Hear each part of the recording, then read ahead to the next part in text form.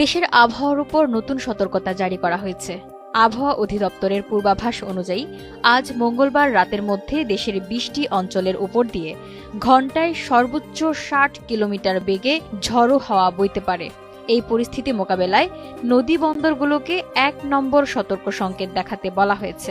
আবহাওয়া অফিসের এক বিজ্ঞপ্তিতে বলা হয়েছে, সন্ধ্যার পর থেকে রাতের মধ্যে রংপুর, দিনাজপুর, রাজশাহী, পাবনা, বগুড়া, টাঙ্গাইল, ময়মনসিংহ, ঢাকা, ফরিদপুর, মাদারীপুর, যশোর, কুষ্টিয়া, খুলনা, বরিশাল, পটুয়াখালী, নোয়াখালী, কুমিল্লা, চট্টগ্রাম, কক্সবাজার এবং সিলেট অঞ্চলের উপর দিয়ে পশ্চিম বা উত্তর পশ্চিম দিক থেকে ঘণ্টায় ৪৫ থেকে ৬০ কিলোমিটার বেগে অস্থায়ী দমকা অথবা ঝড়ো হাওয়া বইতে পারে।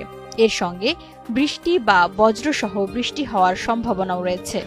আবহাওয়াবিদ ডক্টর মোহাম্মদ ওমর ফারুক স্বাক্ষরিত বিজ্ঞপ্তিতে বিশেষভাবে সতর্ক করা হয়েছে, ঝড়ো হাওয়ার কারণে নদী ও উপকূলীয় অঞ্চলে চলাচলকারীদের সাবধানতা অবলম্বন করা অত্যন্ত জরুরি।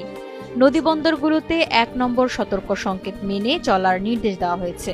এছাড়া এসব এলাকায় বসবাসকারী মানুষদের ঝড়ো আবহাওয়ার জন্য প্রয়োজনীয় প্রস্তুতি নেওয়ারও পরামর্শ দেওয়া হয়েছে।